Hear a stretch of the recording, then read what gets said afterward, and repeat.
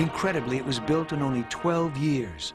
Imagine building a wall 32 feet high, 15 feet wide from New York to California without any modern equipment.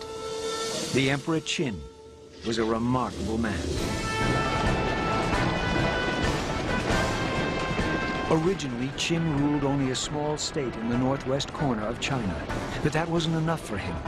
Qin built an invincible army, and one by one he conquered his neighbors. It was said, Qin ate up his neighbors as a silkworm devours a leaf. With all of China under his rule, Emperor Qin standardized measurements, created a single currency, the world's first euro. That's the good news. The bad news is that he was a paranoid tyrant who rewrote history to begin with himself. Qin's tomb reveals both how magnificent and terrifying his reign must have been. Here in 1974, just to the east of his tomb, a vast buried army was discovered. A terracotta army guarding its emperor from evil spirits. These aren't miniatures. They are life-size. So far, the Chinese have only dug up 10% of the site, and already thousands of warriors and some 10,000 weapons have been discovered. Look closely at the faces. Each one is different. The terracotta army was sculpted from its real-life counterpart. The army is drawn up in battle formation. At the rear, a command post of senior generals give commands, their age and status shown by their spreading waistlines. In all, it took almost 700,000 men 38 years to complete the construction of Emperor Qin's tomb.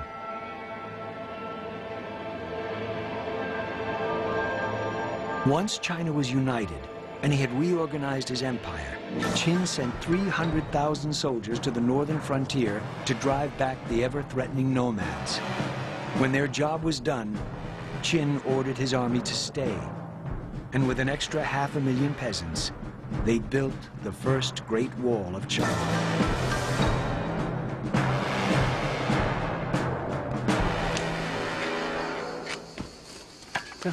The wall was made with compressed earth.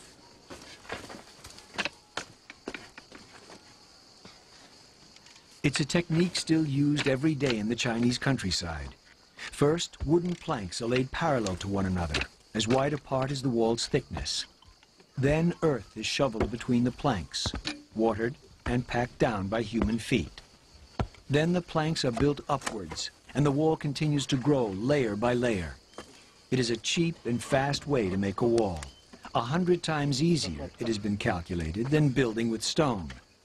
That's how Qin built 4,000 miles of wall in just 12 years. Surprisingly, these walls can last a very long time. The walls of this ancient city are nearly 2,000 years old, preserved by the extreme dryness of the Gobi Desert's climate. The wall protected China, but it took a terrible toll on its people. Millions of men died of exhaustion while working on the wall. Some say the dead were used as mortar and buried in it. They said that the bones of the dead were so numerous, it turned the mortar of the wall white. No one escaped the terrible rule of the Emperor Qin. Every peasant paid his taxes and contributed to the growing wealth of his empire. The greatness of China was built on the backs of the poor, and the history of the Qin dynasty is laced with tales of sadness. There is a fairy tale in China as well known to the Chinese as the story of Snow White or Robin Hood is to us. In the heart of a harsh winter, Meng Chengnu decided to visit her husband, who had been sent to work on the construction of the wall. Bringing warm clothes for her beloved husband, she went to the first tower and asked the soldiers where she could find him. They knew he was dead, but they couldn't bring themselves to tell her the truth. So they sent her to the next watchtower along the wall. Once again, she was told the same story. So she walked along the wall, searching desperately for her husband, from the Tibetan plateau to the Yellow Sea.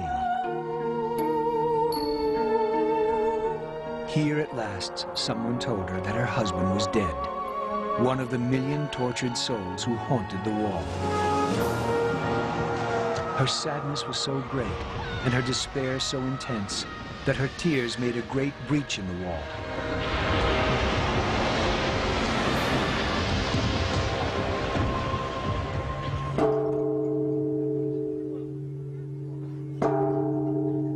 There is still a temple dedicated to Meng Changnu. Here, pilgrims come to ring the bell for good luck and offer a prayer in front of her statue. They can even look through a telescope at the breach in the wall caused by the tears of their long-dead heroine.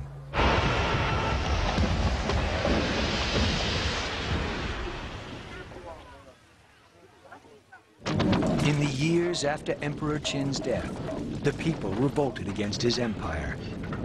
They seized the weapons of his terracotta army and smashed its harmless soldiers, setting roof timbers on fire and burying the army until its recent discovery. But this peasant revolt had little effect on future emperors.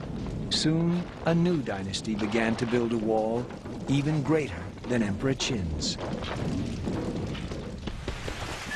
Emperor Qin built his great wall with the blood and lives of the peasants.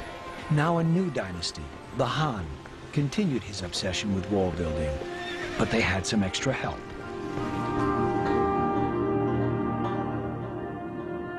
The bronze statue of the flying horse of Hunan is one of the greatest discoveries in Chinese archaeology. This was the ultimate weapon of the Han dynasty, a new breed of horse introduced into China by her nomadic enemies. It was stronger, faster, and tougher than any horse the Chinese had ever seen. It was the cruise missile of that generation, so it is no wonder the artist crafted it flying through the air, its hooves resting on the back of a startled swallow. Now, despite their military success, the new rulers of China, the Han, still needed a great wall. So around the time that Christ was alive, they constructed a second great wall.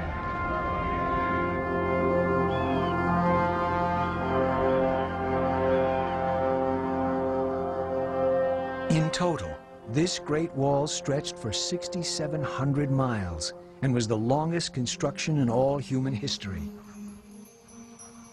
It is a staggering 2,700 miles longer than the first Great Wall of the Emperor Qin. There is no wood, water, or stone in the desert, but the Han managed to build a wall that has resisted 2,000 years of erosion. You can still see the layers constructed with only local materials, layers of compressed sand, twigs, bark, tamarisk, and horse manure. The wall has withstood conditions that alternate between torrid heat for half the year and freezing winds for the rest. Building this wall in the middle of the barren desert was only half the task. It had to be manned. Soldiers were constantly told to be vigilant and not to move an inch from their posts. This was particularly true of those manning these towers, built miles in front of the actual wall. Despite millions of soldiers in the army, the wall is so long they didn't have enough men to post a sentry every few yards, so plenty of advance warning from these towers was crucial.